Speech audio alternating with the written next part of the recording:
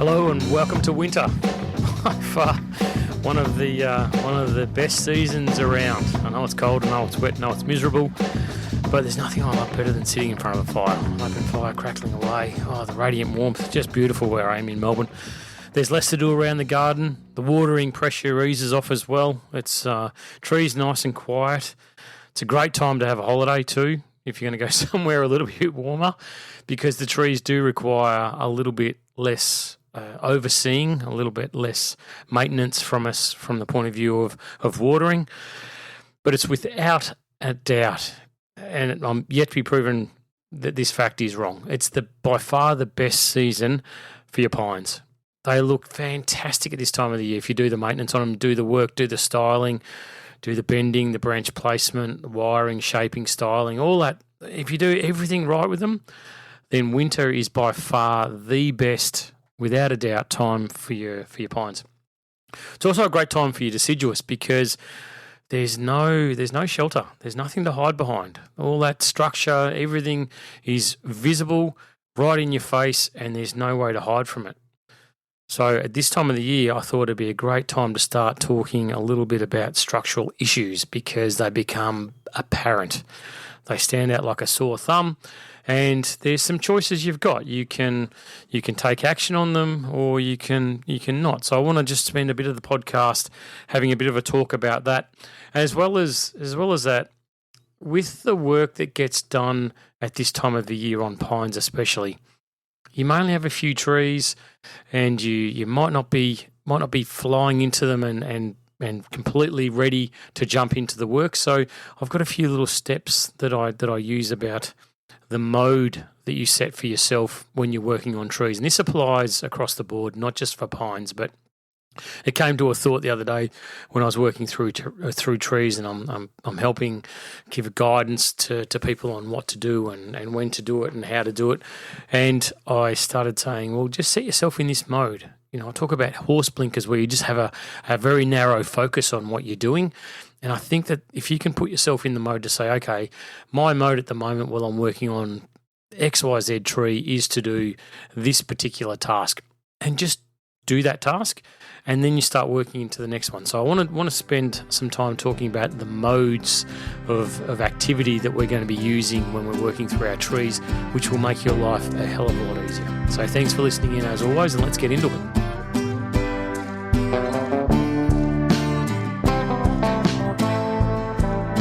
So winter's here, it's great, watering gets put away for a little while.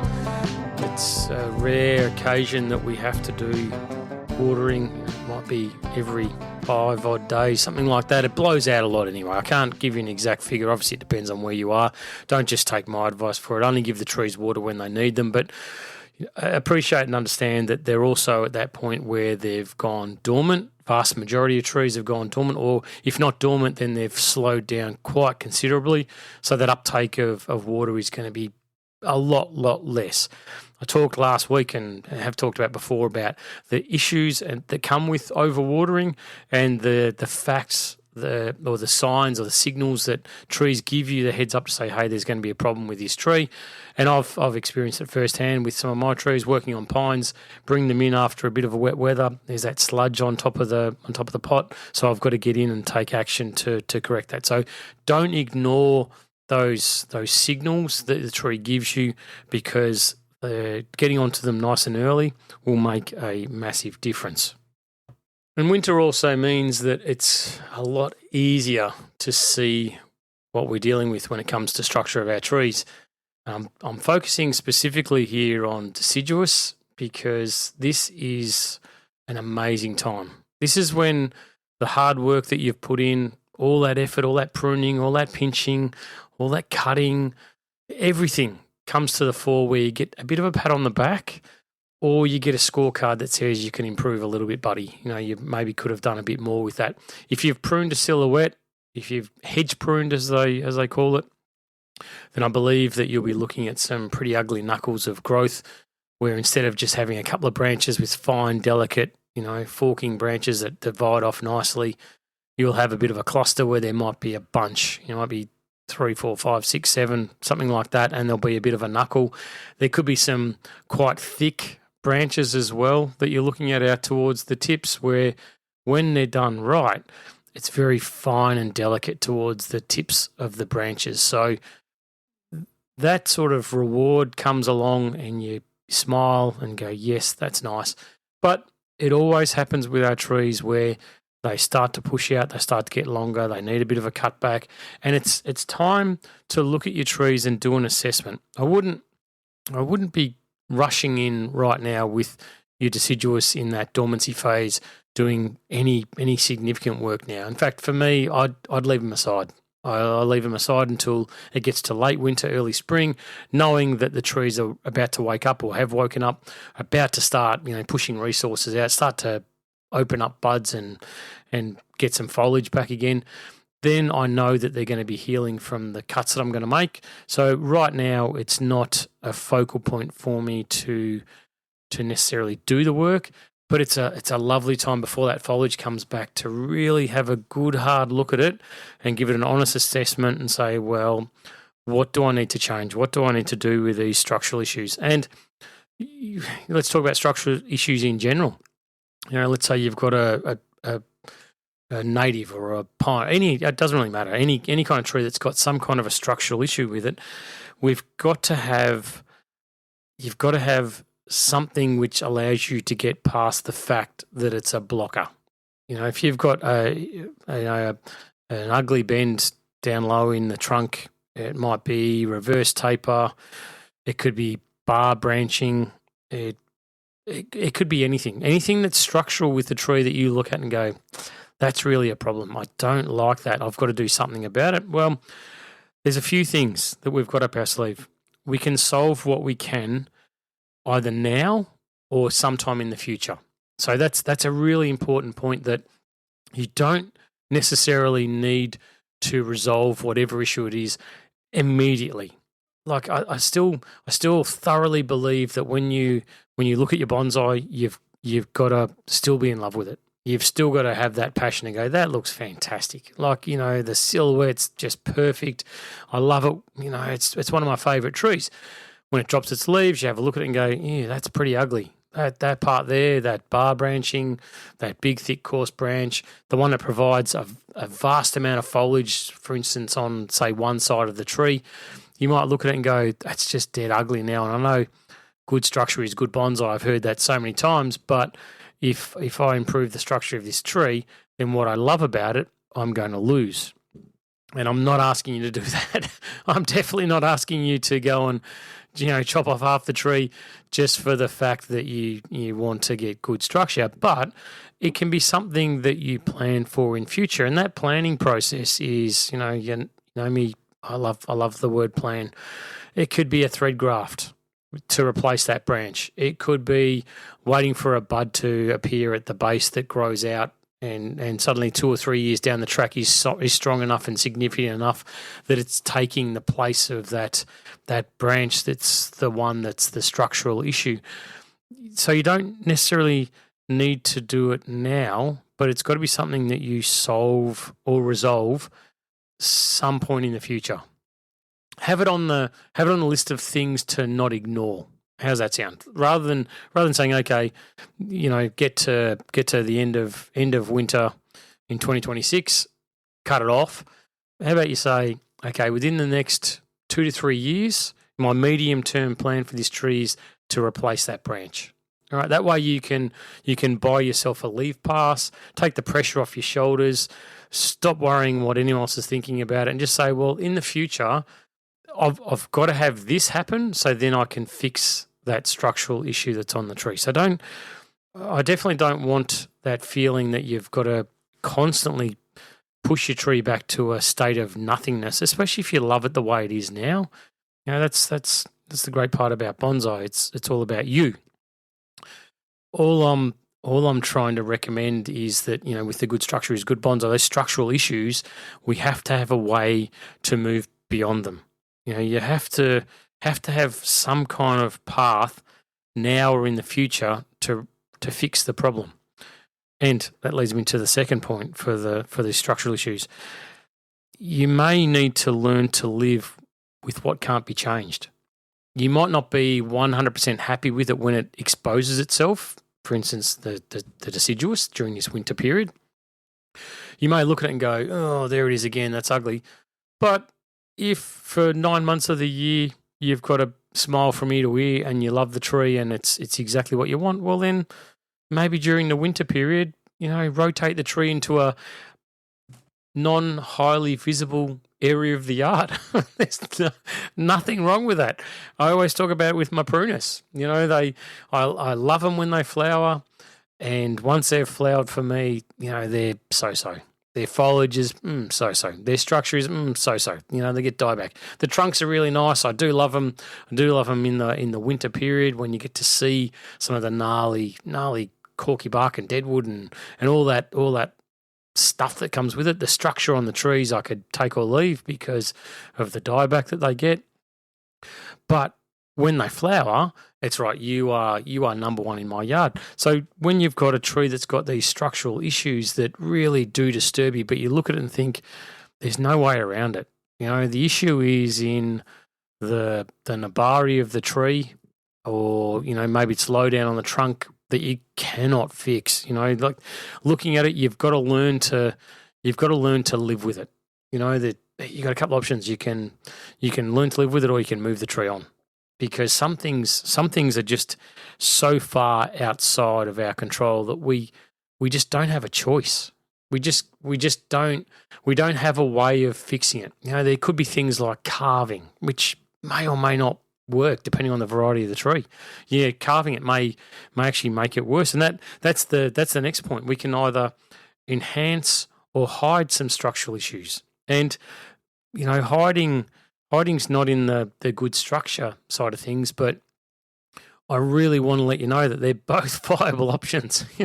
When I go past really old trees, age forgives so much in my eyes. If I'm looking at a very old tree and it's got massive structural flaws, then I will look at forgiving those structural flaws because of the age of the tree and that beauty that it gets. That's just such a nice old tree. So I don't look at, and I don't want anyone to think that I look at trees and go, oh, that's bad. That's terrible. I'd never have that. I don't look at it like that in the slightest. I look at it and go, yeah, sure. There, as I said earlier, we can try and change things. And what path do we have to go down, or what plan do we have to make to try and fix it? All right, well, let's rule those out. We can't do that. Can't do that. Okay, well, it is what it is. You get to a point when you go, well, that's what this tree is. So the options we've got are we can hide it, which I'll talk about in a sec, or we can enhance it.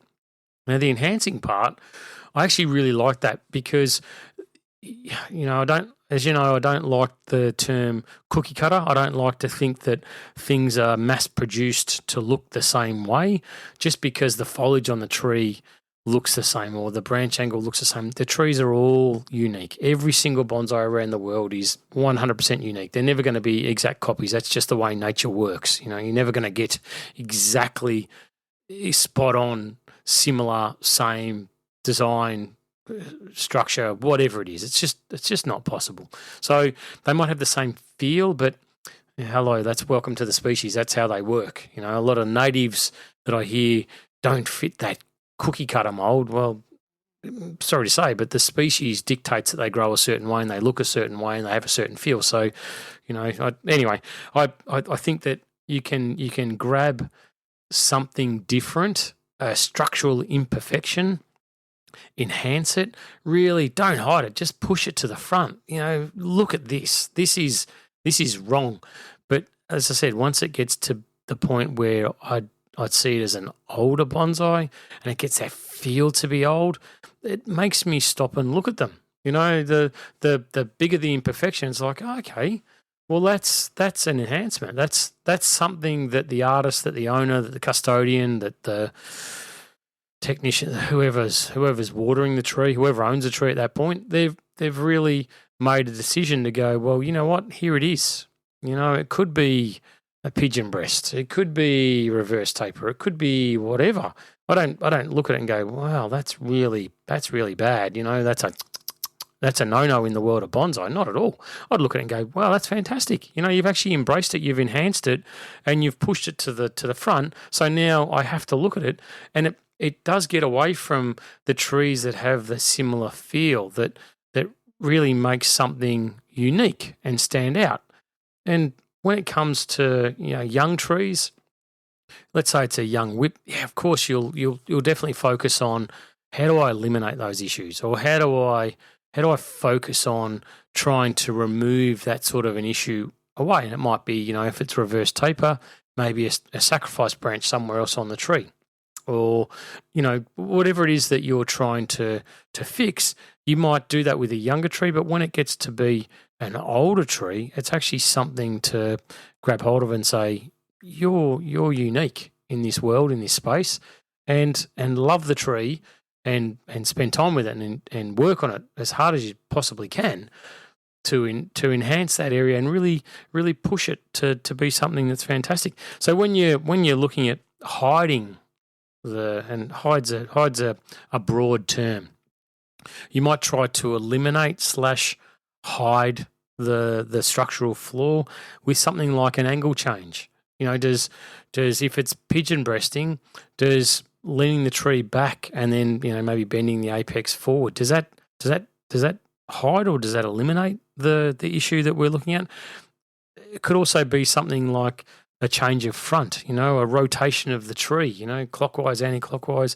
I love the turntables because they're so simple to look at things from a different perspective. And I've talked about perspective before, but when you're looking at structural issues like this, that changing of your perspective or your view of that particular bonsai can really make a big difference. I've had so many. I've lost count how many people that have walked into my workshop with a tree, with a bonsai, and gone, I don't like this part. There's something about it, or it's not right. I've got to fix this, and I cannot for the life of me work out what to do. So I'll grab the tree, and the first thing I'll do is I'll possibly tilt it back and tilt it to the side and rotate it around a little bit, and suddenly change the perspective. And you can see the light bulb go on in people's head and going, wow, I didn't see it from that perspective. I didn't see it from that angle. I've never thought about changing that. But in reality, those sort of changes are very simple, very, very easy to do. And it can take something like a turntable, like I said, just sitting in a static position and just pushing that turntable around a little bit by a little bit. If you do it, anti-clockwise, just do it a couple of centimetres at a turn, just a little bit more and a little bit more, and just look at it and focus on what the problem is with the tree. It might be something like a very straight trunk. I don't like this tree. It's got such a straight trunk. All right, so how do you fix straight without, you can bend it, sure, but if it's as thick as your arm, you've got no chance. Without doing some really ugly structural, carving out and whatever that can never heal itself in any amount of decent time. How do you change that? And that could be maybe rotating the tree around slowly. Forget the branch positioning for now. Forget the nabari. But if whatever your issue is, focus on that and do that slight turn on a turntable, just a little bit by little bit. Give it a couple of centimetres, then stop for 30 seconds. Look at it and go, how's that look? No, I can still see it. A little bit further. And you'd be surprised that with that slight change of front, that rotation, that simple rotation without any angle change, it's just a rotation, that it can suddenly, you can see some subtle movement start to appear in what was originally a very straight trunk. And you've got to be careful that when you're when you're focusing on correcting one structural issue, you don't want to create another one.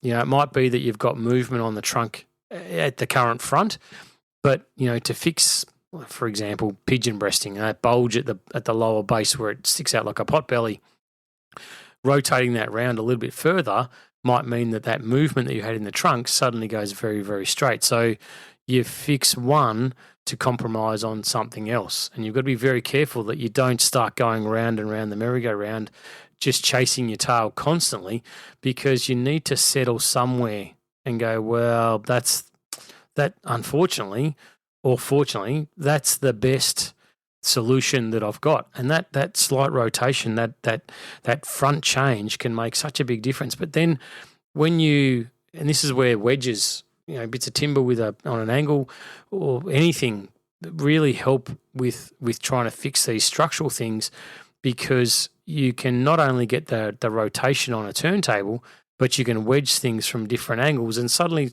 your perspective changes. That tilting of the trunk, a straight trunk that's very, very vertical, wedges underneath it, pushed to one side, means suddenly you've got an angular trunk, and then you can start to get some kind of interest in it. So where it might be a telegraph pole one way, tilting it suddenly, pushes it to an informal upright, where it suddenly can go away to one angle or slanting or something like that, just to create a little bit more interest. And whatever it is with the structure of the tree that's causing you heartache, those couple of changes suddenly might draw your focus elsewhere on the design of the tree, and suddenly make it a little bit more interesting. The other thing we can do with these structural issues too is reduce the height. You might find that, for instance, I'm focusing on the trunk because it's probably the most common thing that I see where there's a lack of taper in the trunk. Best way to fix taper on a tree is to look at trunk reduction. Come back to a point where you've got a nice branch that can be possibly folded up to become the new leader or the new apex on the tree. Make a cut above that and bring it up. Forces you to go from a thicker trunk down to a thinner branch. And also, if you incorporate, as we were talking about a little bit earlier, maybe a bit of a rotation plus then a tilt or change of angle. So you've got a rotation, a front change, plus you've got an angle change on that trunk, plus you've got the height reduction down to a branch. Suddenly you've got something which can get some pretty nice movement in it as well. Now, it might not be necessarily one thing that you focus on. It could be a few things that have to be incorporated into the kit bag to change the structural or improve the structural issues. It could be something as drastic as a complete style change. You may be looking at going from an informal upright to something like a semi cascade. Don't rule anything out. If there's something that's significant enough for you to go, this has got to change, it cannot stay this way, then by all means, that angle change, tilt it right the way over, get the pot and lay it on its side. There's issues that come with that insofar as the root ball, the root mass, but there may be something that you can do by changing the angle and the style and the overall appearance of the tree that will suddenly allow you to go, what, I actually really like this at the moment. It could be a complete change of perspective. The other is with these structural issues is a complete removal, whatever it is. How do I remove whatever the problem is and deal with the consequences? And as I said a little bit earlier, it might be something which is done gradually over time. For instance, like a thread graft waiting for a bud, an approach graft, whatever it is that you're thinking of. But I'll go back to the very first part of this section of the podcast, was solve what we can now or in the future. And it's that now or in the future part that really becomes the sticking point that I want to stay with you, that it's not something that you have to jump down the gun now and do immediately, but it should be something which is on the radar for future. All right. So if it's something that is upsetting you, something that you can't live with, something that you won't accept with the bonsai, then put it on the agenda for something either now or in the future, because I guarantee you'll be a lot happier and your bonsai will be a lot better if you do that. Like you've got to have the bonsai where you love it and you spend time with it and you nurture it and you care for it and you manage its care and health as best you possibly can. And structural issues that sometimes are significant, you can't get past it. I know that for a fact. I've seen it so many times. I've been through it myself. So I always have it where it's something that I'm going to focus on, whether it's now or in the future.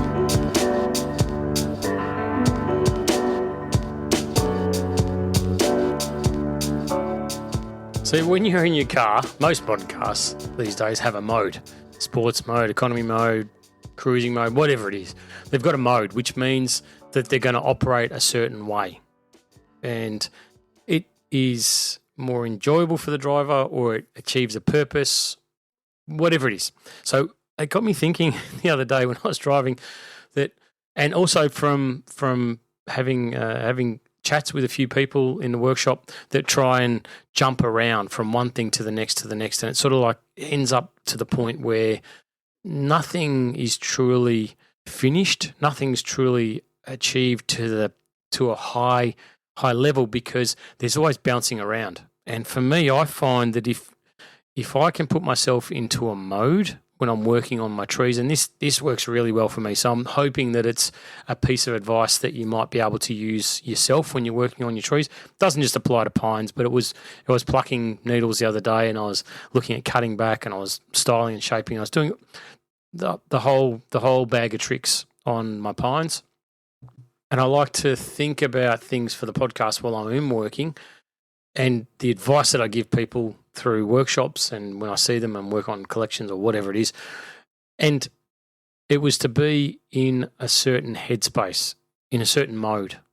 And I like that thought of being in a mode. So for me, it was when I was working on one of the pines, and it varies which mode I'm in at different times, obviously.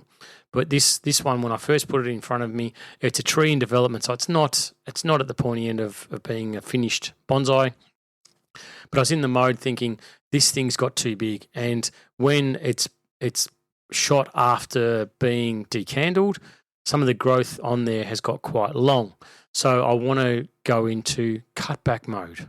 I want my silhouette to come back in. So I'm not in needle plucking mode, because if I was in needle plucking mode, then I would just be going, okay, let's work our way through the old disheveled needles. Let's remove any of the super old needles that have gone brown and died off in the growth. Then let's look at starting to thin out some of the new needles so I can get balance in the tree. That's plucking mode. So when I'm in cutback mode, all I'm looking at really on the structure of the tree is, okay, how do I bring my silhouette in? So I look at all the long shoots. I look at the tree from a distance. Go, this is the silhouette that I want. This is the shape of the tree that I want. How do I get to that? I'm not looking at structural at the moment. I'm not looking at thinning. I'm not looking at cleaning up. I'm not looking at wiring. All I'm looking at with the tree is, how do I get this tree into a manageable silhouette that I've got? So it's a fair way down that stage of development. That's not at trunk and a bar. It's not at primary. It's not at secondary. It's in the refinement stage. So I'm getting towards the point where I really want to get this thing looking pretty schmick over the next couple of years. So I can't have the tree silhouette getting beyond control. So I would look at it and go, okay, I can reduce. So I follow the longer branches back, the longer buds. Okay, where do you originate from? Where's the junction? Is there something else at the junction? Is there a couple of smaller buds that are growing in that area that I can remove the longer shoot? What's around that area? Okay, so my option is go back to that. All right, so if I cut that back to that point, is those shoots that I'm leaving, are they within the silhouette that I want? And if they're not, that's like, okay, keep working back further then. Go back further on that branch to the next junction or next bud. All right, so if I've got let's say it's a needle, I'm talking about specifically pines because this is the example I've got in my head. But if there's a needle bud there, is that needle bud going to be strong enough to survive if I remove all the foliage past that point? So you keep asking myself these yes or no questions. And if the answer is, I doubt it. No, it probably won't. All right, so then I need to go a little bit further in the short term and leave some needle growth, some structure, a shoot, a bud beyond that point that's strong enough to draw sap past that little one. But it'll be something in the future when I get to, say, decandling, early summer, when I start to decandle my trees, that'd be the sort of thing that I would look to remove at that point as well as decandling.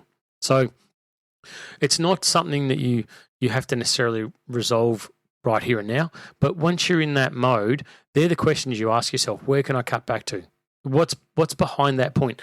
If I'm in cutback mode and I'm on a native or an Australian native or a deciduous or something like that, depending on the variety, of course, but give or take that tree will back bud, then I'm not quite as cautious with the pruning. But if you've got a tree like a cedar or a conifer of some kind, and there's no growth behind where you want to make the cut, then you've got to take into account that it's possibly could die. that there may not be any shoots coming in that area. So you need to be mindful that if you are going to get into that kind of a zone and that mode, okay, well, there's got to be these stop parameters. You've got to have something behind you to say, don't do that because this will be the consequence of it. The other mode that I get myself into is maintenance mode. It's very maintenance is great. I love it. It's time consuming. It can seem mundane because let's say I've got long shoots, but my maintenance is okay. Let's start plucking the needles underneath. Let's get rid of the old needles. Let's start opening things up a little bit with just maintenance plucking. That's all I'm doing is I'm just going to go through on needle pluck and do the maintenance. You may find that you're doing maintenance on areas that you're going to end up cutting back and cutting off. But for me, it's far easier to be in that mode, just going, okay, I've just got singularity. I've just got one thing I have to think about. I've got my horse blinkers on. I'm just focused purely on plucking. And for me, I find that I become a lot more efficient. And speed comes with efficiency. So if you're chopping and changing, if you're plucking a few needles and you're putting your tweezers down, you're getting your scissors and you're making a cut, and then you're going, okay, so now what? All right, that's okay. Or I'm going to wire this little bit and push that down. Oh, hang on, I can't put the wire on there because I've got to pluck some more needles out of that area. For me, it's much easier to go, I'm in maintenance mode. Just be in your happy place, get your tweezers, pluck, no worries. All I'm doing is plucking and cleaning, going all the way down. All right, so that mode's finished. All right, turn the dial on it. Okay, I'm going to go into cutback mode. I've cleaned everything back. Yeah, sure, I've probably spent a little bit of extra time plucking things that I didn't need to. But, hey, maybe I'll do the wiring before I do the cutback. So I'll go into wiring and shaping mode where I'm focusing on, directional flow of the tree, and that's all I've got to worry about. After the maintenance is done, I can get in there and go, okay, so I want this tree to do this. I want it to go to this side and I want this branch here and I want to bend this and do that. So, all right, so I'm going to go into wiring mode. So you start wiring everything up, you start placing and positioning, making sure your directional flow is correct. Then you look at it and go, okay, so I've done the maintenance, I've done the wiring. That's still too long. All right, so now I'm in cutback mode. I've got my tree shaped, but I want the silhouette to come back in. All right, so I'm in cutback mode. It's a far more efficient way of doing things than trying to chop and change and jump around all over the place. If you've got the ability to do that, fantastic, great. But I'd think that for the vast majority of people, and if you've got any doubts about what to do, it's so easy. It's so much more rewarding to simply look at it and go, I am just going to pluck needles. Or I am just going to look at those long shoots and I'm going to cut them back. Or I'm in maintenance mode on this particular tree. I want to clear all the stuff that's growing underneath the bottom of the branches. Or it's a deciduous and I want to come back and cut back to the first pair of buds because I'm in refinement stage. So easy. So easy. You're not there cutting things back to the first pair of buds or the first pair of leaves or whatever it is that you're doing and then going, is that too thick? Does that need to be wide and pushed around a little bit further? I'll just come back to that. Come back to it. Once you've done the assessment and said, really I'm cutting everything on this tree or this is a sacrifice, that's a sacrifice. All right, so then click into mode, whatever it is, do that job. Then do the next one, then do the next one. And you'll find that it'll be quicker and easier and far more satisfying to have that singular focus. I find that you can get sometimes, most of the time, distracted by being too far ahead of yourself. So you're sort of plucking and thinking, okay, I wonder how this apex is going to develop. What do I need to wire that one over there? What about this gap? How do I fill that gap? All right, I'm not plucking anymore. I'm now thinking about filling voids. All right, so I've got a wire. All right, so to wire, I can't wire it because I've got too many needles around the place. All right, so I'll start plucking again, but I'll be thinking about other things. Just stay in the moment. Stay in the phase, and I guarantee you'll get there quicker, and the result will be far more rewarding by having a better job done for every single one of the stages that you've got. Just stay in the mode. And I think that it's a great visual way of doing it. Is just say, all right, well, write yourself a list. All right, I'm going to do maintenance. Then I'm going to do wiring. Then I'm going to do cutback. Perfect. All right, so the last thing, once you've done all that stuff, is to make sure that trees flowing beautifully and the design, directional movement is exactly what you want. And the bonsai takes that step forward because you've done what has to be done, and it gives you focus, and it gives you guaranteed satisfaction to know that you've done a good job.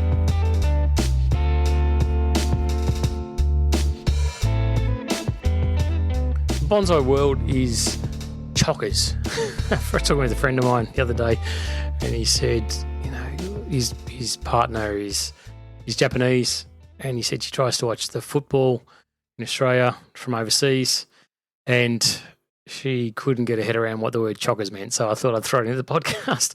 Anyway, so the bonsai world is full of really nice people, and it costs nothing to be nice. It really doesn't. And I think that that's a philosophy for everybody throughout their entire lives, that it's, it's so easy to be spiteful and throw around something a bit nasty. So I just encourage everybody to be on the nicer side of the ledger and be that uplifting spirit, and to really, focus on positivity. Things can always be improved. Things do go wrong from time to time, but there's no reason to be that person that makes someone else's life a little bit more difficult than what it possibly needs to be. And throwaway comments are unnecessary. So anyway, I hope you enjoy this winter period. Like I said, it is nice for me especially to get a bit of a break from watering the trees for a little bit, and to know that spring's about to come around. We do get obviously into the latter part of this winter period. Well, I recommend it, that it's a repotting time, which does get to be very busy. So I like this early part of the winter period. One, I've got to finish off my conifers, my pines. I've got to get that work done and dusted. But it's time for me to look at the structural things now that I can really see into the guts of the deciduous trees. It's really time for me to make some decisions, and some hard ones, and others where I sit back and pat myself on the back and go, geez, that looks nice.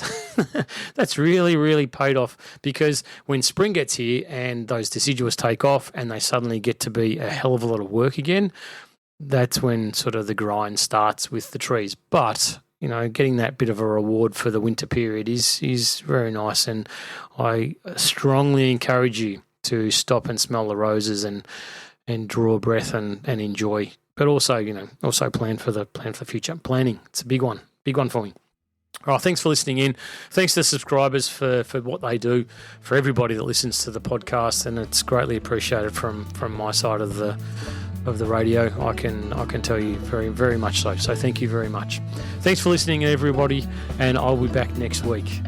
Till next time, happy bonsai.